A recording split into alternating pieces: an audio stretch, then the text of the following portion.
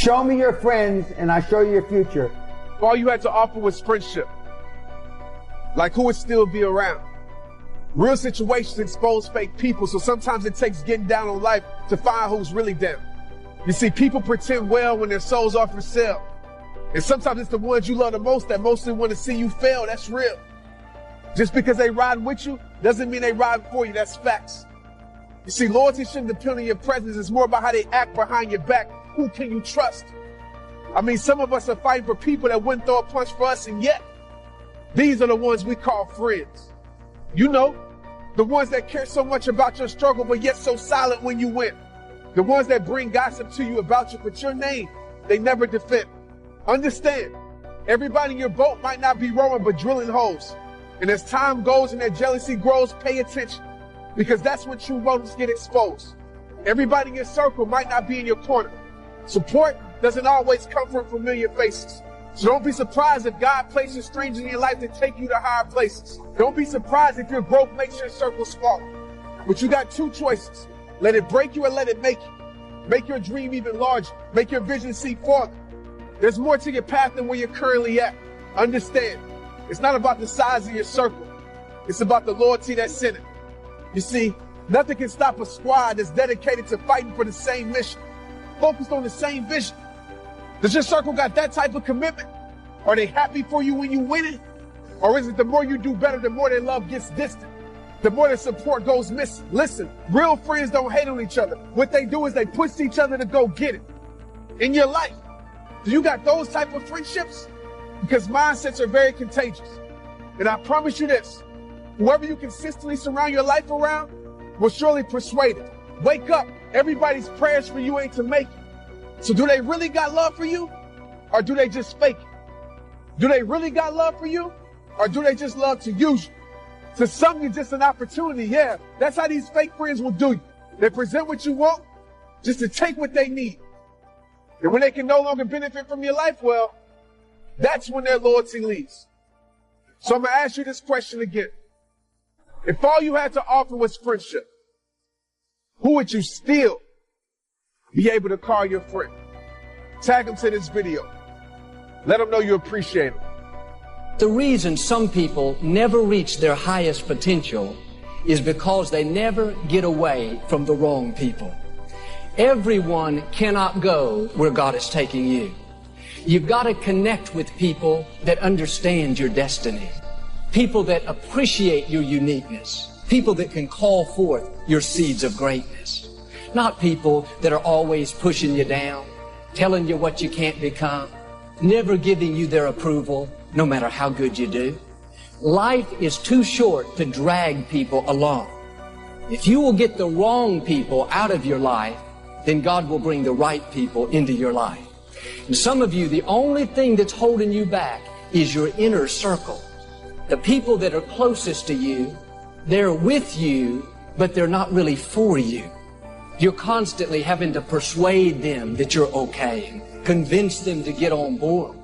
You're spending all your time and energy on someone that doesn't understand your destiny. Your time is too valuable to spend it with people that are not 100% for you. It's not the quantity of friends that's important. It's the quality of friends.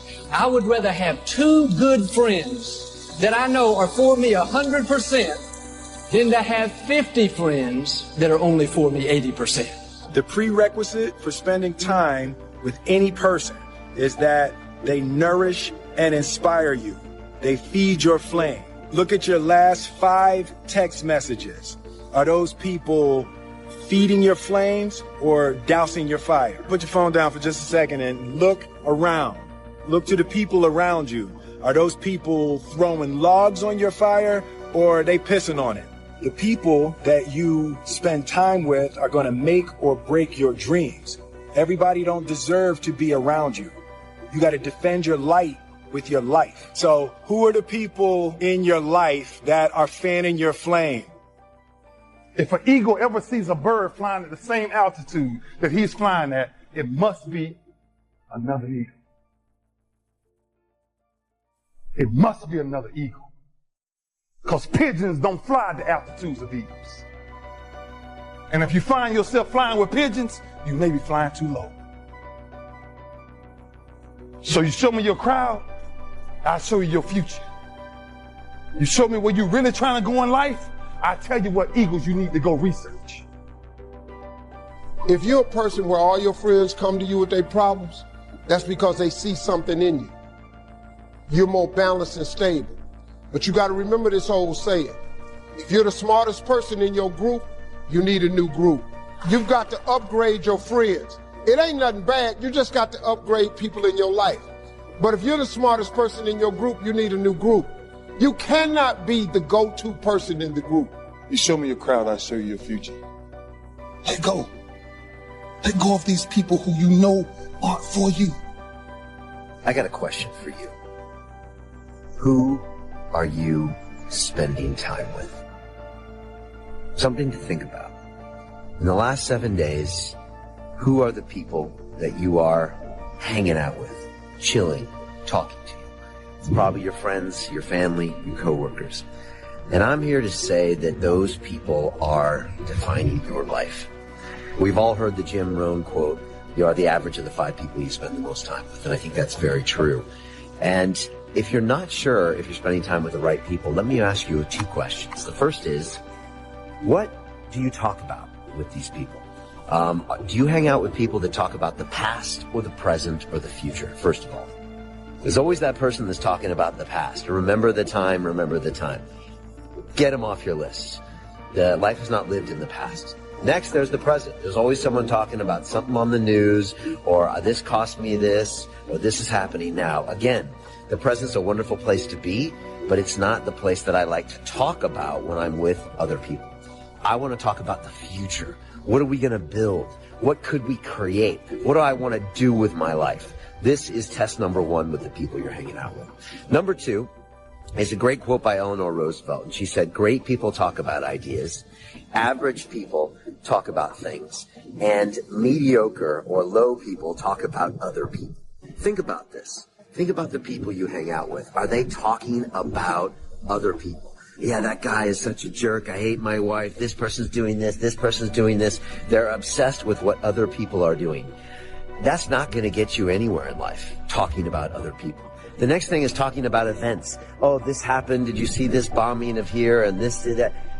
Again, that's not going to get you to the next level. What about ideas? Maybe I'm talking about this meditation concept, this high performance concept, this broadcasting concept, this new person I heard and the ideas they have. That's something that's going to help get your life to the next level. And guess what? It's your responsibility for hanging out with the right people. And one thing I like to do is ask people, I'll ask you to do this right now. Take out your phone and look at the last 10 people that gave you a text message. These are the people that you really invite into the fold of your brain, at least I do. And go through each one of those people. Let me ask you a few questions about those people. First of all, are any of them building a $1 million business? Probably not. Are any of them writing a book? Probably not. Are any of them going to change the world? Are they trying to become a better person? These are the kinds of things I want to ask you. If not, it's time to start spending time with people that do, because these people will define your life, period. It really is true. And when I started surrounding myself with world-class minds and world-class people, my life changed. And so it's time now to really evaluate, take responsibility, and get rid of the people that aren't helping you get to the next level. And this might include family. It very much will include family and friends. And these are hard decisions to make, but we're only here for a limited time. Like, seriously, how many more years do you have on this planet? It could be counted on one hand or 2 hands or maybe a few more. The time to take action is now. And so if you make a hard decision now, it will lead you to a better future going forward. And one of the things Dan likes to say is there's never an easy time to make a hard decision.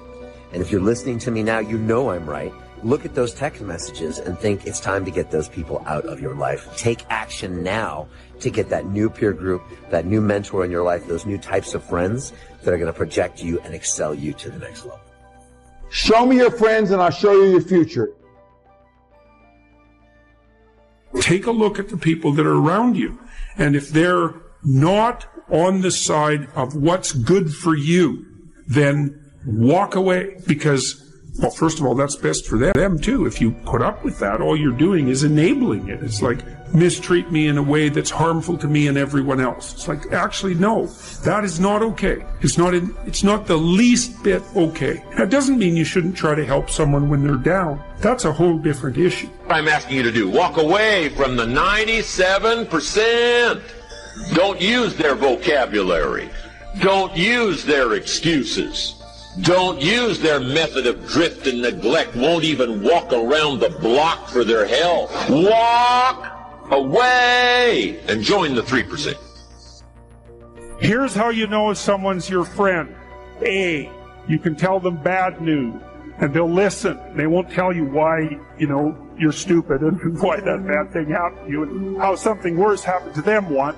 You can actually tell them bad news, and so that's a good thing. And then, this is a weirder thing, you can tell them good news, and they'll help you celebrate.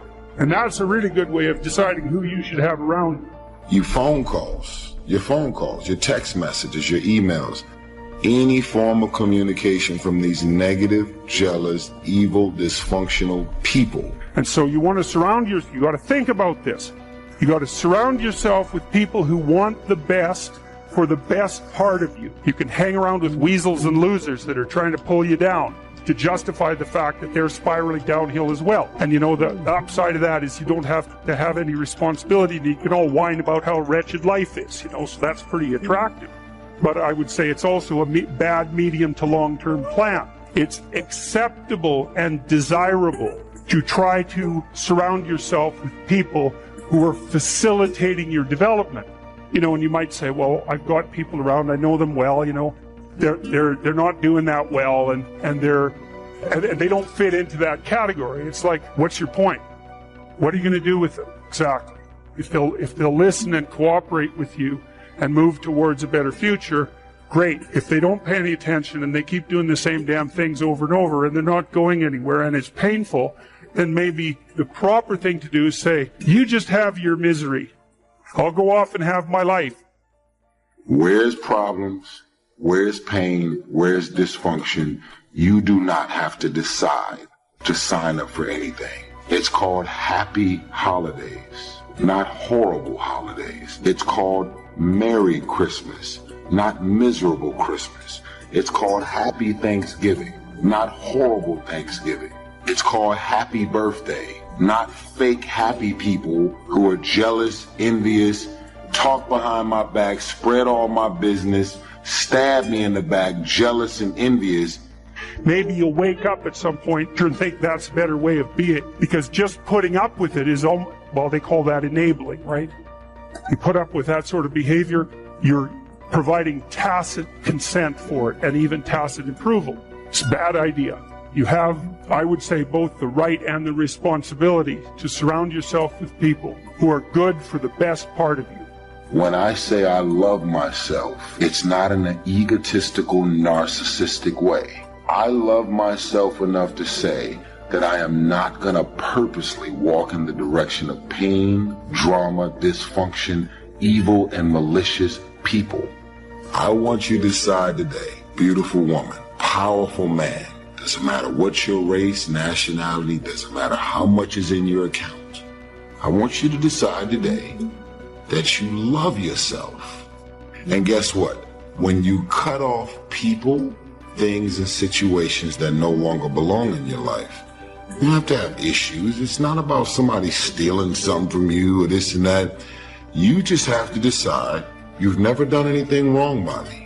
Something about your vibe and your energy that just ain't right. Now, I don't have validation issues. A lot of y'all have the deepest level of validation issues, and you're not even conscious of it. Skills, that's another thing you can do if you want to increase your probability of success. Every time you have an opportunity to take an opportunity that would provide you with a new skill, do it. Learn to program, learn to write, learn to read new things, learn to public speak, learn how to go talk to your boss in a manner, this is the right way to go talk to someone who's supervising you. I see this problem, and here's a solution, and so I'm coming to talk to you about the problem and the solution. It's like, because the other people they're talking to are going to come and say, I've got a problem. Can you do something about it? It's like they don't want to do something about it. They already got 50 things to do, you know? So if you're the person who constantly brings forth a problem, even if they're accurate problems, is why are they going to want to have you around? You're just another problem. Don't be a problem for the people who want to give you money. If someone wants to give you money, then help them do that. And if they want to give you status and success, then help them do that, right? And you do that in part by bringing them solutions, and partly you do that by developing your skills. And so if things aren't going very well for you, this is also a good way of evaluating an opportunity. Should you take an opportunity? Well, here's the rule. You need people with you and around you 24 hours a day, 7 days a week, and the idea of spending time alone. This is not going to be a pattern of validation that gets fixed and handled overnight. You are deathly afraid to live with and be with you. And so you got text messages, phone calls, and people at your house, video games. You have to be consumed and around and in an environment with people all day, every day, because you don't love yourself unless people are showing. I don't love me unless you love me. I don't like me. I don't enjoy my company unless I'm spending time with somebody and I'm in the company of other people. I don't think I'm beautiful until you call me beautiful. I actually don't think I'm the shit until you tell me I'm the shit. I don't have faith in me until you have faith in me. I don't believe in me until you believe in me. But what's easy to do is what? Easy not to do. But walk away from the 90%. Walk away from the 97%. Walk away from the 95%. Don't go where they go. Don't do what they do. Don't talk like they talk. Develop you a whole new language. Guess when I went and got this little book, Richest Man in Babylon? Guess when I went and got it? The same day I heard about it. I went and got it. Somebody says, well, Mr. Rohn, does that make you different than most everybody else? And the answer is yes. Somebody says, well, why is that? We don't know. What do we know? You don't know. I don't know. Nobody knows. All we know is some get the spark and say, I'm going to change my life. I'm going to change my health. I'm going to change my relationship with my family. I'm going to change everything. And if it starts with an apple, if it starts with a walk around the block, if it starts with a book, if it starts with a journal, whatever it starts with, I'm a candidate. I'm ready to go and change my life. I invite you on that journey. Once you look back on it, you will never turn back. You'll never go back to the old ways and the old language and the old neglect. Never. Anybody who loves themselves is going to say, I have control of my year, my month, my week, my day, and my hour. Stop being the victim in your own house. Stop being on the receiving end of everything that everybody wants to dump on you, including your own family. Decide today to clear out the clutter. Doesn't matter what's in your bank account, what you driving, what you living in. There are people that live in Asia that work in rice fields, as an example. They may make 13 cents a week. They are moving and operating beyond minimum wage. There is no union. There is no minimum wage. It's whatever the fuck they want to pay them. These people that work in the middle of rice fields that make 13 cents a week, hypothetically, why are these people happier than you? Because their happiness is not based on money. Their happiness is not based on the car and the helicopters and the big ass mansions. And, you know, it's like some of y'all are so negative. You're like, well, it's easy for you to say famous, rich guy. No, there's a such thing as living in the hood and being way happier and having a level of self-love and peace that's much, much further than any mansion. And That's better than wealth, by the way. In fact, it actually constitutes wealth, because wealth constitutes what you have when someone takes all your money away, right? That's real wealth. And so the way that you build up that sort of wealth is you turn yourself into someone who's competent in multiple directions.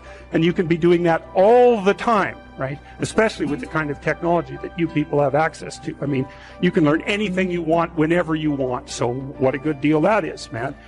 And so there's easy fruit hanging that you could pick, and I would recommend that you do that. You did not choose to go after your dreams, and you have to be okay with that. Now, what I would like to encourage you to do is to make the right choice. I encourage you to face your fears and pursue your dreams. Go pursue the dreams that matter the most to you. You only got one shot at this thing here. And if it works out, man, it's going to feel so good for you.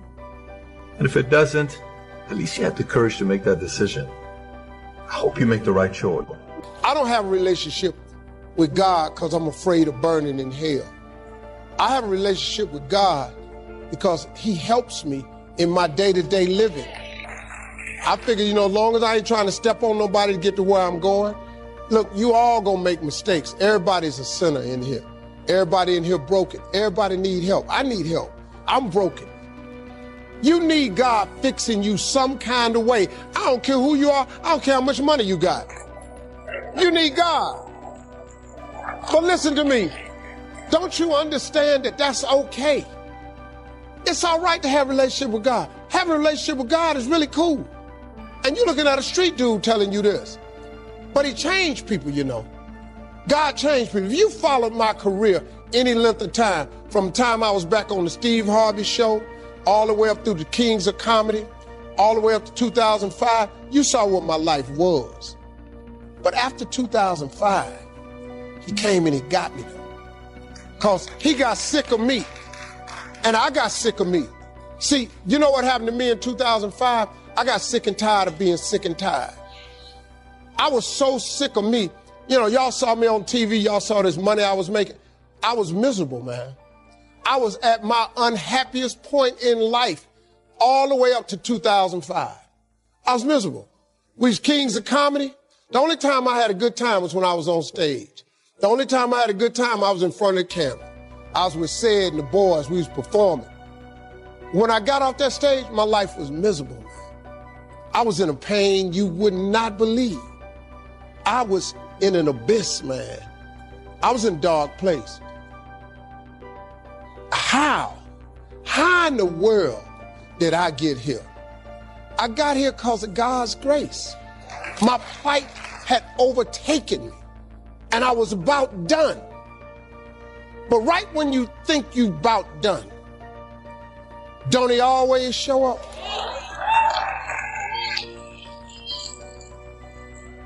Can you name me one single thing God ain't brought you through? Can you name it? If he ain't brought you through it, he's currently pulling you through it right now. And you know how I know that's real? Because you're sitting in here. The God I serve, you can't put no limitations on him. If you just get out the way, he can show you something. He do miraculous things all the time. Why would you not want one of them miracles to happen for you? I'm sitting here, for me to be here today, the dude that I was, it's a miracle. We pray little prayers. We pray stuff that we see a way to get. You supposed to pray for stuff you can't see no way how you can get it. God is in the make your dream come true business. God is in the get your life together business. God is in the forgiving business. Don't let nobody fool you, man. Don't let nobody fool you. Don't forget to pray. Don't be ashamed to pray, and don't ever be too proud to pray, because prayer changes things. Prayer changes people too. This is it now, your personal development library. You've just got to be a good student and gather the material and the books as you go along. I started my library. Some of you have heard those earlier seminars and cassettes. When I was 25 years old, I got one of the best. Even on my farm now, I've built a library for 2,000 books on the farm in between all the rest of the stuff we do. But even on the farm, I got to have a library. Got to be surrounded by the books. The books that made me healthy, and the books that made me wealthy, and the books that changed my life, and the books that refined my philosophy. So got to work on your personal development library. Just start, and then just keep adding to it. Just start and keep adding. I don't have a list. You know, in one of my other seminars, I recommend 3 books. One is the Bible. Second is a book called Think and Grow Rich. Third is The Richest Man in Babylon by George Clason. And I might add one more here called As a Man Thinketh by James Allen. You just start, and then you just do your own research. Here's where you find a lot of good books, in the used bookstores. I spend a lot of time in the used bookstores, right? Searching for stuff that, you know, is not that easy to find. But building a personal development library. And you need the full range now of your library. Here's number 1, history. Got to be a student of history so we can learn from the past. Here's a good book called Lessons of History by Durant. The Durants wrote, 11, 12 volumes on civilization. Take a speed reading course, you can get through those. And they are very well written. The Durants, they're some of the best writings. This little book, Lessons of History, is a little overview of history. It's only 100 pages, but it is some of the best written 100 pages you'll ever find. You may not even agree with their premise, but you've got to agree that it's incredibly well written. Lessons of History by Durant. Here's a good book called How to Read a Book. How to Read a Book by Adler. Mortimer Adler, chief editor of the New Encyclopedia Britannica. He's written several books. The 6 Great Ideas, Aristotle Made Simple, and some more. But the one good book he's written is called How to Read a Book. How to Read a Book. It's good. It's a tough book to get through. You have to work at it. But what else is new? If you read 3 or 4 pages and say, oh, this is too hard. I mean, how'd you get through school? I mean, you try to tie your shoestrings one time and say, this ain't going to work for me. He said, no, you can't go through life with your shoestrings untied. You got to stay at it, what? Until you can do it. So get through some of this stuff. Some of the good stuff's on page 300. And if you flake out too soon, don't get to page 300, see, then you lack a lot in your personal education. So just laboriously, regularly, laboriously, right? Buy and study, practice and teach good ideas. You can only have 2 things in life, reasons or results. Notice, reasons don't count.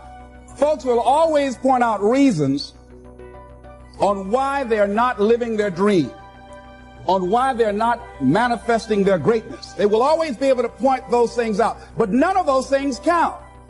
The only thing that counts are results. And results don't lie, ladies and gentlemen.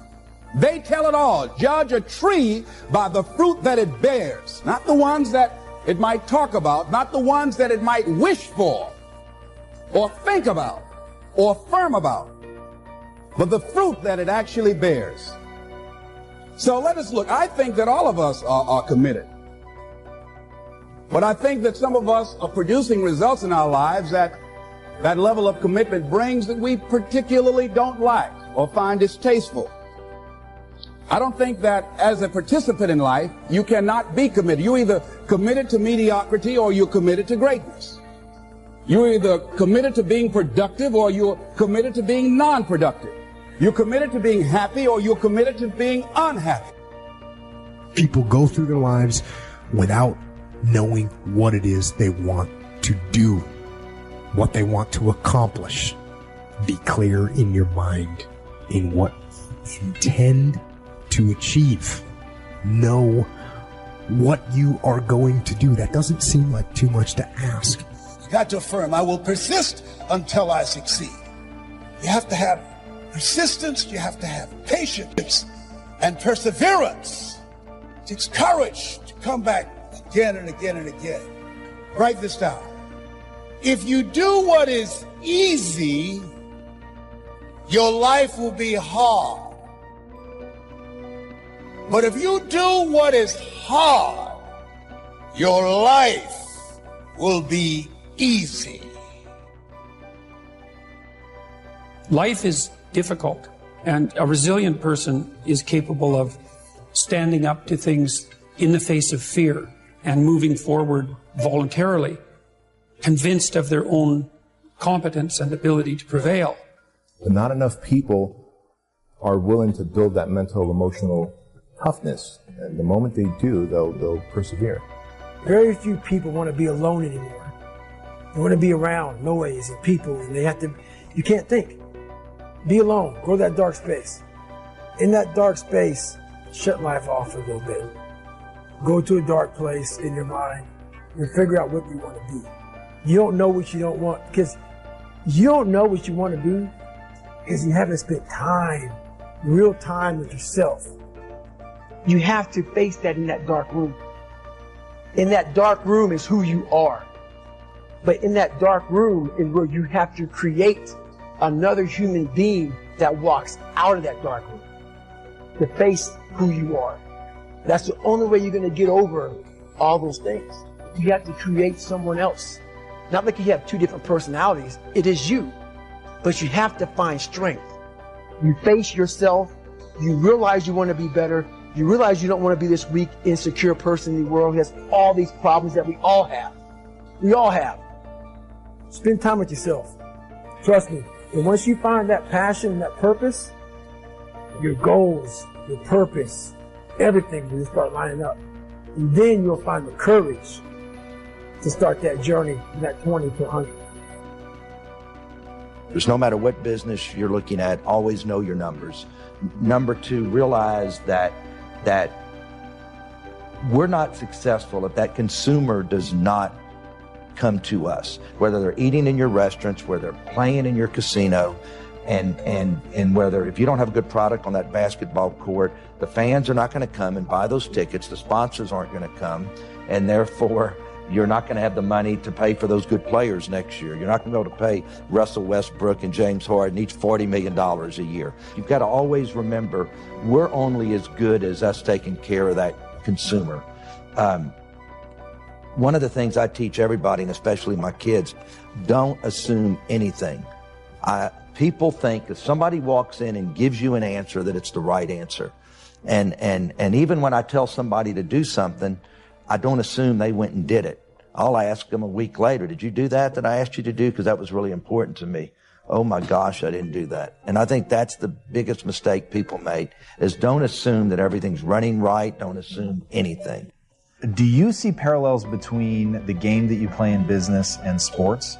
Is that why there is a passion for you on both sides? 100%. I operate by the 95-5 rule. 95% of everything we do in business, if we're doing anything, is right. So look for the 5%. How do you find the 5%? This is so powerful. And reading it in the book, I was like, okay, here we go. So how do you spot the 5%? How do you know what 5% matters? How do you prioritize how you attack that 5%?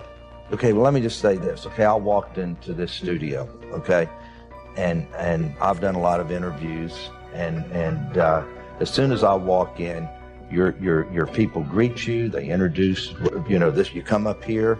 Here's some snacks. There's even a camera light, so if they're doing your makeup up there, it's a perfect lighting. I could tell this guy has his act together. This guy, I'm having a hard time finding his 5% because they're doing everything right. And I'm not just saying that, but everything I'm saying is true. That you have somebody meet us outside, we're not walking around lost, so I hadn't found the 5% here. I'm sure before the show's over I will. But it's there. It's there for sure. I think you're right. Everybody has. But I judged you and your operation the second I walked in, and it's no different if I'm pulling up to a retail store or a hotel or a restaurant or whatever, and before I get to the front door, I'm pulling up in that parking lot. Is the parking lot in pretty good shape? Are there weeds out there? Are there cigarette butts in the parking lot? Are there lights burn out? The front door's got a bunch of smudges on it. I haven't even walked in yet, and I can tell you this isn't a crisp operation. I can tell you everything, how the operation's going to be inside before I ever walked in the front door. Because if they're not taking care of the outside, the inside's not going to be good. And that's the same parallel that I used for the basketball team. We had a great year again. We've won the most games we've ever won in a 2-year period in my first 2 years of ownership. But I sat down with the general manager and the head coach and my top basketball people and said, all right, we did 95% of everything right, but we didn't beat Golden State again. So what do we need to do? How do we improve that 5%? And we kicked it around and that's when we decided that maybe there's an opportunity to be a little more athletic and getting a great transition player who can speed the game up and make us a better team like a Russell Westbrook. And so that was the 5% we were looking for. Changing out a few coaching positions, changing out a few other players. You're never going to be great if you don't look for the 5%. New challenges require new skills. Even small steps can create big change. And I think that's so important what you're saying, Jay, because everybody always wants to do the big thing. And I'm starting Monday, I'm going to do I'm going to run 5 miles instead of let me just run a half a mile. Let me walk a half a mile. So let's talk about that. What are some of the small steps that we can take now? Absolutely. And I've been there too, Oprah. I know what that feels like to be in that position. And I believe we always have two choices, to escape or to elevate. And escape gives us instant gratification, as we all know and have experienced. And elevating gives us this lasting greatness. We know that gratitude is powerful. It boosts our immune system. It brightens our mood. But what I really love about gratitude is not just feeling it, but expressing it. Send that voice note. Send that video, send that message. Taking that moment to express gratitude makes such a difference in our life right now and such a difference to that person receiving it. Before I open my eyes in the morning, you know, that phase where you just kind of like, oh, I'm still alive, I'm still here. The first thing I've trained myself to do is to say thank you for that, because gratitude literally changes your vibration. It doesn't just help you, it changes your vibration. Would you not agree? Yeah, 100%. And what I love about it, and Oprah, I've heard you speak about this before, and you know, it's discussed broadly around how what really makes a difference with gratitude is when it's deeply heartfelt and it's really specific. And so we all know that then we can really think about how is this unique to me? That's what has such a great impact.